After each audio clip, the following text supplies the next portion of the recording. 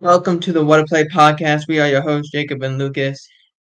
In this episode of the What a Play podcast is powered by StreamYard. We thank StreamYard for the fourth episode of the What a Play podcast. Lucas, how are you doing on this Christmas weekend?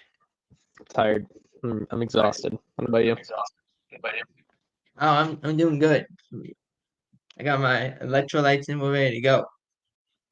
So let's first begin with the recap of Week 15.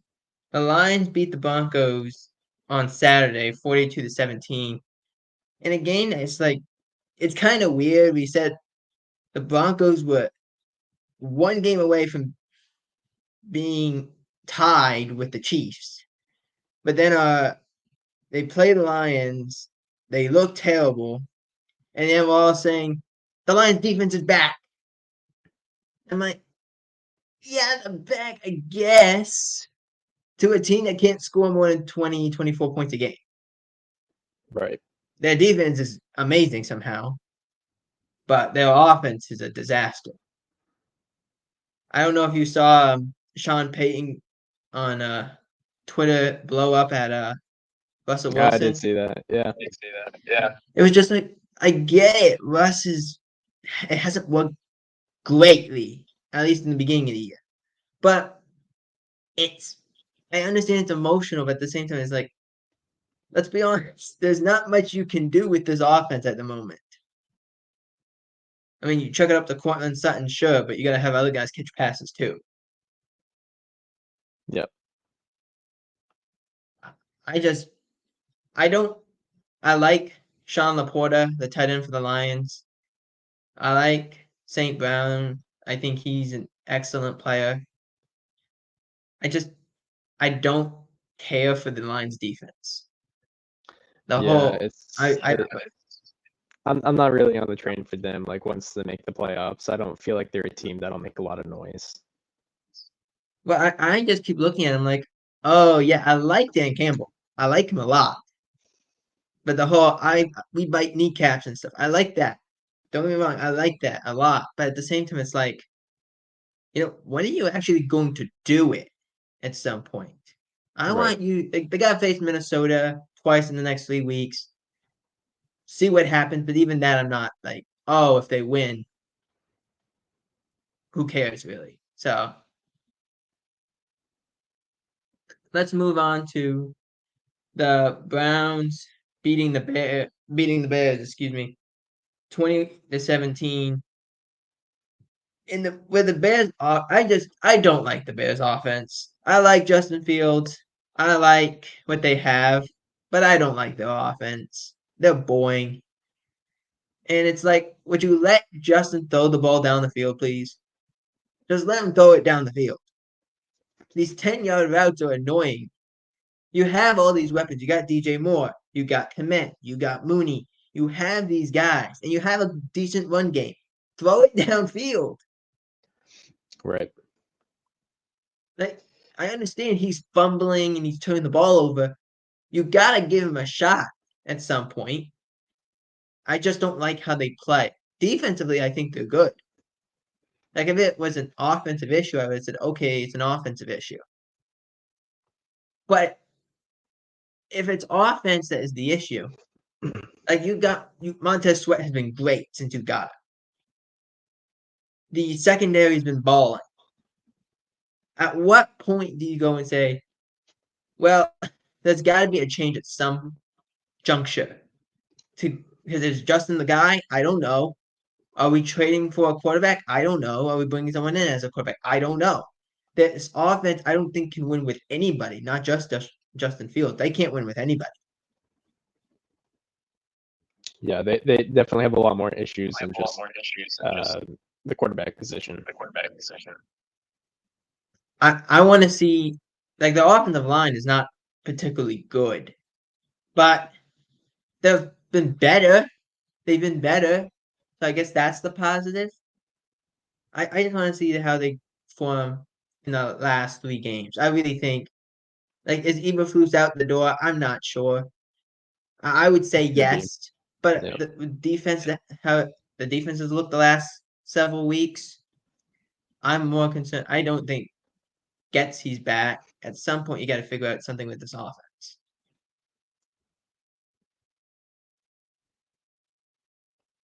Anyway, moving on. Oh, and then talk about the Browns. Joe Flacco threw 3 interceptions. Yet they find a way to win. I like Jim Schwartz and what he does. This guy, he brings the pressure. Every week he brings the pressure. You have Myles Garrett, you have Zadarius Smith attack the quarterback. What have they done? The best in the league. Attack the quarterback. I said this during the game. I said the two guys that are probably the most held guys outside of TJ Watt, of course, is Micah Parsons and Myles Garrett. They're held every play because they're that good. And every year, but for the last year, Micah Parsons is. I have not gotten a holding penalty called on the offensive lineman I've been on in 31 quarters. For Myles Garrett, that's got to be closer to 45 quarters that he hasn't gotten a holding penalty. Yeah. This guy gets held every play. At some point, you got to call something. I understand they're good, but at some point, you're affecting the game if you're not going to call something on them. But that defense, they needed Joe Flacco to just be a bus driver. Don't need to be great. Be okay, and we'll be all set. It's worked. I mean, they won. That's all that matters. But 3 interceptions isn't really what you're looking for. And I understand that. And the fact that Fields still has a chance to win the game at the end, throws a Hail Mary, the ball gets kicked and almost caught and then kicked again and intercepted. You can't blame everybody, but the offense, your defense scores 14 points and you lose 20-17. That can't happen. I don't care how good you are. That cannot happen. Yeah. All right. Moving on to the Bills beating the Cowboys 31-10. There is no excuse for the Cowboys, but let's not say Josh Allen had an unbelievable game. He didn't. He did not. He didn't do much of anything. He's 7 of 15 for under 100 yards, 2 touchdowns, but under 100 yards. It was James Cook's show. Let's go. Let's be honest. They just ran it all over the place. And I mean, you can say, well, they attacked the middle of the defense. How many times did James Cook bounce out a run? Yeah. It happened all the time. He would just bounce out, and there was nothing the Cowboys could do. The Cowboys are structured as a passing defense, not a rushing defense. They got to fix that if you want to go against teams like San Francisco and have a chance to win. But I don't think you'll play that bad again. You were just terrible. It's just one of those things where the Cowboys are just not good on the road. Exactly. That needs to be fixed. The Cowboys, all their 4 losses are on the road. They're 3-4 on the road this year. They've won 15 straight home games that they can't win on the road. And I think they played so conservatively because they were so they were concerned about the rain. Let's keep going. Give me one moment. I'm still listening. Yeah. They were concerned about the rain. They were concerned about how the field would look. How the defense was going to be, how the offense going to be in that kind of stadium, and how they would react. So I think there was issues. But everyone's like, I don't know if we'll talk about this a little later on about the media. And I use the term double standard because that's really what it is. But I need to see a little more from at least the Cowboys side of more fight at some point. And hang on, we will get Lucas back in a second.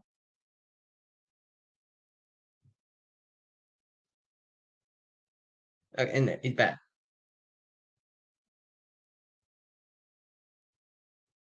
I can't hear you.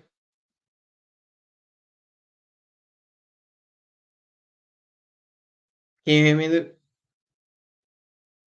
I can't hear you.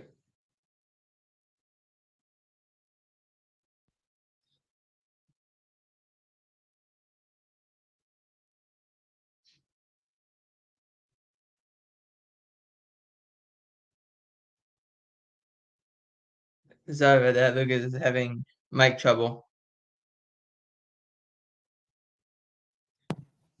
But back to what I was saying, like I want to see this Cowboys team do better on the road. Their struggles are massive on the road.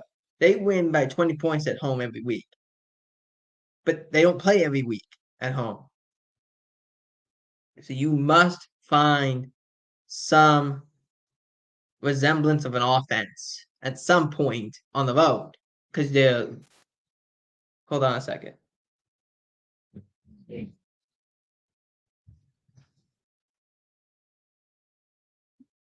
Hello.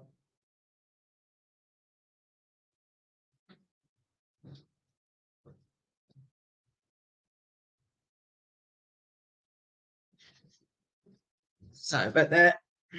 But the Cowboys offense must find some resemblance on the road. They're just not good enough on the road. You can't be down double digits on the road and win by double digits at home. That can't happen every week. You're just not going to be good enough. And Lucas said it last week that we are not good enough on the road. Dallas needs to have a home playoff game. They need home field. Can you hear me now? Can you get it? I doubt it. But let's see what Jacob? happens. Yeah. You can hear me now. Yeah, I can hear you, but your picture's out. Okay. I was just saying, like what you reiterated last week, which was the Cowboys need home field. That's Which a isn't gonna desperate happen. need. Like San Francisco, if they beat Baltimore, it's done. But you can still win your division, so you can still get one, maybe two at home. But when it matters most, like in the divisional, it's gonna be hard. And we will get into that. But I just think Dallas needs to find some offense on the road at some point. You can't be this bad. And You're Dak this has good done at it home. too. And Dak's been really good. Besides the game against Buffalo, he was been really good. He's not the issue. Like there's he threw an interception, but you were already late in the game. You were losing anyway. He's trying to force the ball downfield. You're down at that point 20. I mean, at what point is it a problem? Yeah. I just don't, and I no one will say this. It looked like the defense that the Cowboys gave up at the end of the first half and just never got it back. That's what it looked like to me. And props to Buffalo. You ran the ball. You ran it 49 times. You dominated the ground game, 200 yards plus. But a great game by James Cook. Like that's all I can say. And their defense made great plays when they had to.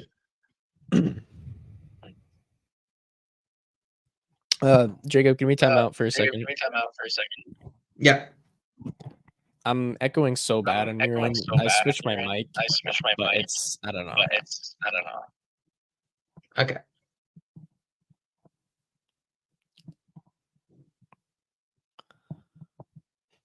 So as Lucas fixes his mic issues, I will continue to talk about the lack of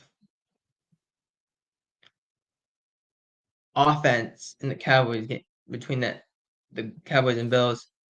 It looked like they took one shot to Brandon Cooks. They have it, they just don't hit it, and then they just stopped. They didn't try and push it, and that's unfortunate. But at the same time, if you're the Cowboys, you must find an offense on the road. Let's run. We can't.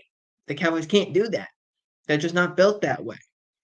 So don't try and run the ball to set up the pass.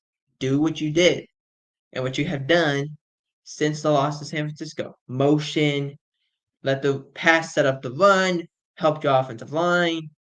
You've done a great job. Dak looked impressive. The probably last 2 weeks he hasn't looked the best, but at the same time he's looked like the best he has in his career. Is he MVP? I don't know. I know that fluctuates every week, but I can tell you that if you're on offense and you're with the Cowboys, you must find something on the road because eventually you're playing San Francisco. They're good. They're a good football team, and more than likely you're playing them on the road. Must find an offense at some point on the road. And for Buffalo, they are playing out of their minds right now. They are fighting to get this last roster spot in the playoffs. And they're right there. They are. They needed a couple things to go away. Cincinnati, the way they've played the last couple weeks with Jake Browning. The Colts continue to find ways to win. And the Steelers, whether or not they play ugly football or whatever you consider it, they do enough to get in. But I'm concerned if I'm the Bills. Is it just too late? Is it just too late? Because you still got to face the Patriots once, the Dolphins once, and if I remember correctly, I think they face Cincinnati. But let me make sure for 100% sure. But either way, I think it's just too. You got to win out and hope Miami just finds a way to lose out. You're still muted. Yeah. Okay. Can we pause the podcast for a second? I think I know what it is. All right. Well, I can't really pause. Sorry about that. Lucas had to leave. So, back to what we were talking about. The Bills, I want to say they had a good. It just might have been too late. The team is. It's just too late for them. I think at this moment. Hang on. I gotta fix something in the settings. Okay. Check. But yeah, I think the Bills just it happened too late for them at this moment. They still got to face the Patriots. They still have the Dolphins. I just maybe it's a little too late. We have to make sure, but they can still fight for that fifth, that sixth and seventh playoff spot. So anything can happen in the NFL. There's still 3 weeks left to go. And moving on to the Seahawks beating the Eagles 20-17 in a game. I didn't mind the game itself. If I'm the Eagles, I'm a little disappointed. The style that we want to play. First of all, you threw 2 interceptions to Julian Love. Yes, I understand he got tugged, that Quez Watkins got tugged, but just throwing the deep ball to your fourth best receiver, is that really better than, say, Devontae Smith? No. And on the second one, I don't understand why you're taking a deep shot. It's first down, 2 timeouts to go. You have plenty of time, and yet you decide to take a deep shot. Made no sense. So we have a question of are the Eagles a little broken? No. They're just making a lot of mistakes. And we'll talk about the Eagles in a little bit. But the Seahawks, Drew Lock, didn't know he was starting to about an hour before. Goes out there, not a whole lot in the first 3 quarters, but then that final drive, 92 yards, we gotta go down the field. We need a touchdown. Here goes Drew Lock. Here we go. DK. We go right down the field. 3rd and 10, 30-yard bomb to DK. 3rd and 10 again. Throw it, touchdown to Jackson Smith and Jigba. That's what you did. It was great. It concerns me a little bit if the Eagles, you struggle against the bottom 4 defense. That concerns me. Because you have A.J. Brown, you have Devontae Smith, you have Dallas Goedert, you have Jalen Hurts, and a great offensive line. You should not be struggling against the Seattle team. Especially if you're really trying to get back into this. You lost 3 games in a row now. You lost San Francisco, you lost to Dallas, you lost to Seattle. And you're keeping Dallas in this thing, even though Dallas has not played well. That can't happen either. So Seattle wins 20-17. And again, I still don't understand why they took the deep shot. You only need a field goal. It just never made sense to me. All right, the news portion of this. The penalty call on Jason Kelce when on the false start that he was moving the ball. They tried to do the brotherly shove play, and they need a first down. I think they're on the 3-yard line, on the 3-yard line, and you see him, 3.5-yard line. You see him move the ball from. Okay, you need an entire yard to now is. Okay, you need 3 inches because he moved the ball forward. And they said, no, you can't do that. You must. It's a false start, move back. And Jason Kelce said, you know what? They've told me not to do that, and I did. And that's fair for him to say that. It was a shocker, but they're calling more of those penalties. If you've been told, hey, don't do that, and it's already like on the brotherly shove play, you're already almost over the defensive lineman anyway. Because in any other circumstance, your backside's kind of flat or down. Here, you're kind of up. So you're already getting all the leverage you need anyway. You just got to go forward. And that's what happened. Well, in this play, doesn't go forward. It's a mistake. It happens. But at least he owns up to it. It did not affect the game. It really didn't. It did not affect the game from a perspective, I would think. That's me. Moving on. Drew Lock saved the Seahawks in a game where he had 116 passing yards before that final drive, and they go right down the field. DK Metcalf was not really involved. Did what they had to do, and you had a good ground game by Kenneth Walker. You played well, did what you had to do. Good job by the Seahawks, and way to keep your playoff hopes alive.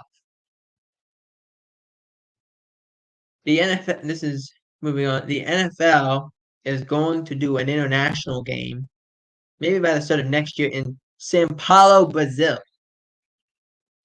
This will be the first time a game will be done in Brazil. Now, the way these things work are there are media markets, and each team is given a certain market.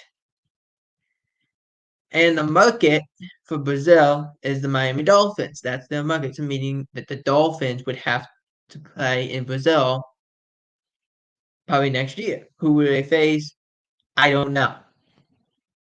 It doesn't make sense for anyone unless you could do Kansas City again, I guess, but you did that one in Frankfurt. Not really. Buffalo? Are they really going to want to give up a game against Buffalo as a home game? Probably not. We could see what happens. But an NFL game in Sao Paulo, Brazil next year, I'm very excited. I enjoy the fact they try to expand the game of football into these international markets. Next up, what's wrong with the Eagles, and I wish I would have been able to ask Lucas this question. But I'll say this. I think what's wrong with the Eagles is they've run into bad habits where they used to be able to they were very creative with the plays last year, and they're not as creative because they lost their coordinators. But they also had AJ Brown, Devonta Smith, so they could take these shots whenever they wanted, take these deep shots. And they said, okay, we can do it. They haven't panned out very well. Some drop passes, some overthrows, haven't been that good. And you can tell that Jalen Hurts does not look like he was sick on Monday. They didn't know if he was going to play. He ended up playing. But he kind of looked at near the end like he was just out of it completely. And he looked tired, obviously, because you're sick. But he's also been banged up with a knee, a shoulder, and an ankle. These are all things that are affecting him. But again, like I said, that's not an excuse. If you got to work around that as much as you can. They haven't done that. So I think that's an issue. I think their secondary is a problem. Darius Slay's out for a couple weeks, get orthoscopic surgery. He's not going to play. You saw James Bradbury get attacked. That can't happen to you. Your best corner can't be beaten by their best receiver. That cannot happen. That's why you put your best guy on them. That's what you do. That cannot happen to you, period. That your best guy can't be beat. What I mean by being beat, he got beat on every catch on the last drive. That is not supposed to happen at all. D came in at a circus catch on his hip. Can't affect that. But the deep ball on third down, that can't happen either. The 2 third downs, the 3rd and 10 that go 30 yards, and then the 3rd and 10 that they go for a touchdown to Smith and Jigba. That can't happen either. There's a lack of offense to this team if you're the Eagles, but there's also defensive struggles, which has been their secondary, and the fact they don't get pressure. They led the league in sacks last year. They had 70, I think 70, 75. They can't get pressure on the quarterback. Besides Hassan Reddick and Josh Sweat, they can't get pressure. That's a problem. It's a problem. So that's the issues, I think, with the Eagles. It's not just their secondary. They can't get pressure. And those things have to work hand in hand. And running into bad habits on their offense and not as creative because both of their coordinators are gone. That happens, but you have to be able to deal with it. Next up, Patriots corner J.C. Jackson placed on the football non-injury list. I don't know what's going on with J.C. Jackson at this point. He didn't play in the game in Frankfurt, didn't play last week because of the same thing. Now he's placed on the NFI list.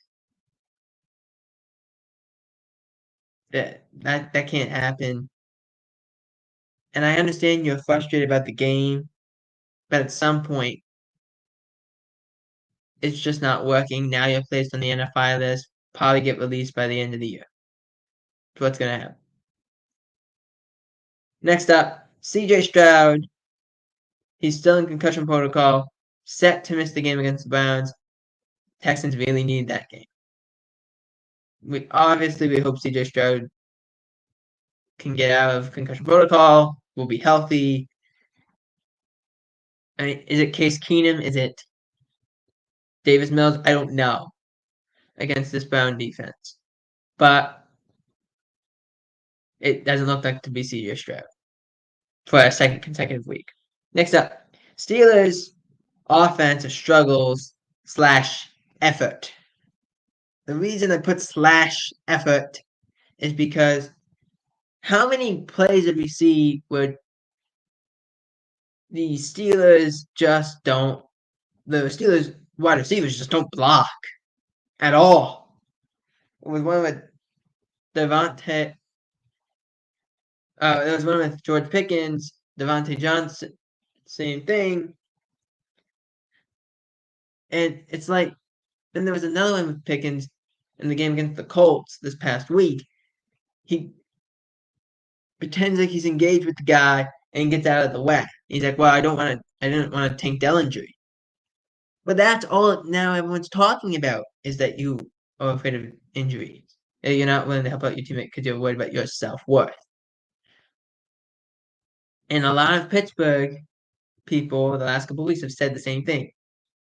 We need this to be the team. Ben Roethlisberger said the Steelers' way is going away. Bill Cowher says that there's no confidence in really playing that style. And the only way you can do that style is if you are willing to go old school. And it's not about the yards, it's about the attempts. Attack, attack, attack, attack. I get it. I get it. I don't understand it in terms of what George Pickens is doing. Is he probably on his way out? I don't know. I don't know. See what happens.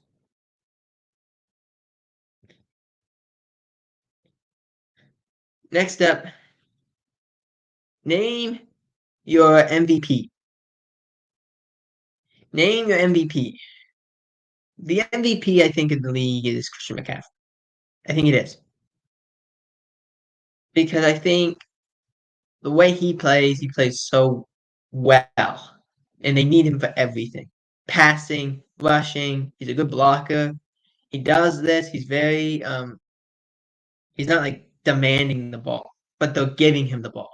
And the one thing he's had that was the issue in Carolina was the attack in terms of his health. He was not really ever healthy. He's remained healthy. This offensive line helped him remain healthy. And it's not just on him. There's Deebo Samuel. There's Brandon Ayuk. There's George Kittle. There's Juan Jennings. There's guys that can get the ball to besides me. And then there's Elijah Mitchell, who's a good replacement back. Works. All right, moving on to the final news before we head into the preview, which is Micah Parsons this is the media's narrative, and I'm gonna on next week's show we'll talk to Lucas about this as well. The media calls Micah Parsons quote unquote sensitive. Okay, here we go. Sensitive is the term they used. That's what the media says. I call it media's double standard against the Cowboys. Now, let me explain why. We can start with coaches. Since Mike McCarthy got to the Dallas Cowboys, everything, if they lose, it's on him. But anytime they win, it's on the players, it's on Dan Quinn, Al Harris, it's all these guys. But it's never, ever, great job. Great job, Mike. He did a great job. They played well. That's never been the issue. That's never been the thing. They don't give Mike McCarthy credit. They give him they lost. It's Mike McCarthy's fault. They won, but it's not because of McCarthy. Oh, there's timing issues. There's this, there's that. Every coach has them. It's just the way it is. You don't think Bill Belichick does? Of course he does.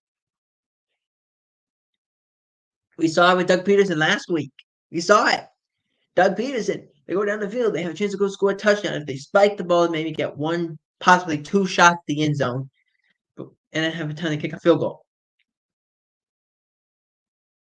And instead, they decide to not spike it. They throw a pass to a wide receiver who's 2 yards downfield, doesn't get out of bounds, doesn't stop the clock, and goes to the end of half in a game that was really close. It was 10-3 at that time. That's Doug Peterson. That's on Doug. That's on him. It's the same thing here. Same thing. But we're not blaming Doug Peterson for the losses. We're blaming Mike McCarthy for the Cowboys' losses. But we should be blaming these other coaches for these losses too. That's fair. Now, what do I mean by if Mike is at fault? Well, of course Mike's at fault if they don't win. If they don't win, the coach should get the blame too, but he should also get the success. So that's one side of it. The other side is anytime Dak Prescott does something well, it's always overlooked. Last year, Dak threw a lot of interceptions. The interceptions were an issue. We all knew that. Interceptions are an issue. We can't afford to throw these interceptions. So what's happening? It's unfortunate. He goes and says, okay, I can't throw 10 interceptions this year. He hasn't. But I can't throw 10 interceptions this year. He hasn't. Because everyone in the media was destroying him for it. Now, a year later, Patrick Mahomes is up in interceptions. Josh Allen's up in interceptions. Jalen Hurts is up in interceptions. All these media favorite quarterbacks are up in interceptions. And guess what? Whispers. Nothing. Or if you're from a non-city, crickets. There are crickets chirping. There is nothing. And the media always says, well, it's a fake stat. But when Dak does it, oh my gosh, it's in his DNA. It's this, it's that. It's nonsense. It's nonsense. But it annoys people. As Cowboys fans and players, it annoys them. Because the guy never gets credit. So, my question when the media says, well, Micah Parsons sensitive. Micah Parsons was on his podcast this past week after the loss of the Bills. Said, look, we know we didn't play well. We didn't do all the right things right and all that stuff. But can the media, for once, make a decision where it's based on, okay, our quarterback didn't do well, but their quarterback didn't do well, and yet we're blaming that quarterback for not doing well? Can we at least say, well, we're blaming my quarterback for not doing well, but we're not blaming him for not playing well? There's a double standard. And there is. There's an absolute double standard. The media doesn't want to see it that way. So people say, block it out, don't watch. It's not easy to not watch. It's not easy to block it out when it's on every sports show. I said this on my YouTube channel this past week. I said, Dave Hellman, who worked for the Cowboys for about 20 years, now works on his own, and he goes on the show, Speak. And this past week was asked about the Cowboys, if there was a double standard. And he said, yes, people root for the Cowboys to lose. We'd all root for a team to lose against our favorite team. We would all do that. But it's not in the media's decision to say we should root for them instead. It's not their responsibility. Hellman also stated that he doesn't think Joy Taylor is a Cowboys hater, but she's doing that to line her pockets, basically, is what he said. And he's not wrong. He's not wrong at all. And I think that sent everyone else in a tailspin. And we'll see if he's brought back. Because what he said in a minute and a half was as true as if you would have created a 25-minute conversation. It's just true. Now again, we'll get Lucas's take on this next week. And previews for Week 16. Browns versus Texans +2. The Lions versus Vikings +3 for the Vikings. Cowboys versus Dolphins is -1.5. I've seen 1. I've seen 1.5. We're going to stick with 1.5. Ravens versus 49ers. Niners are favored by 5.5. Let's start with Browns versus Texans. +2 for the Texans, which basically means it's -2 for the Browns. I'm taking the Browns just because I don't think any of the backup quarterbacks could win for the Texans. They won last week, but I don't think it's going to happen. For the Lions versus Vikings, +3 for the Vikings. Vikings need to get into the playoffs.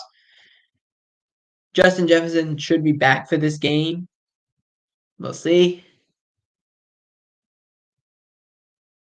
C.J. Gardner-Johnson might also be back for this game. We'll see.